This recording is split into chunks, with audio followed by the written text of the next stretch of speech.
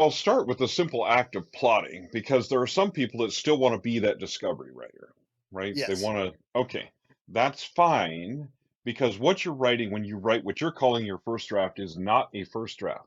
It is a zero draft. It is an outline draft. And you usually, if you're aspiring to make your writing better, you plot later. You look at the draft that you've written and you go, okay, now what do I have?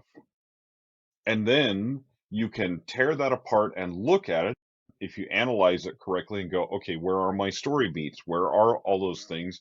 And you do that before you write the next draft. That's the most important thing, is because that speeds up your second drafting process and makes it easier because you've told yourself the story, but you've written a 60,000 word outline, essentially.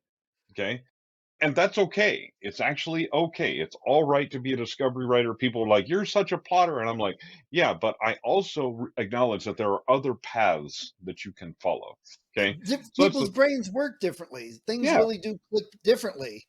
yeah. People, and here's the other thing. Okay. New writers, let's just get this out of the way.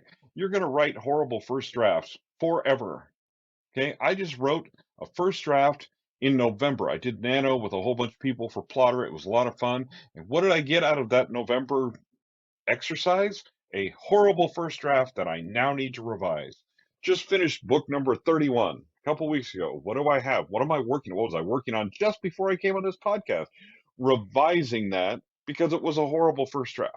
You're going to write horrible first drafts. Be okay with it. Doesn't matter. Everybody's the same. Doesn't matter how many books you've written.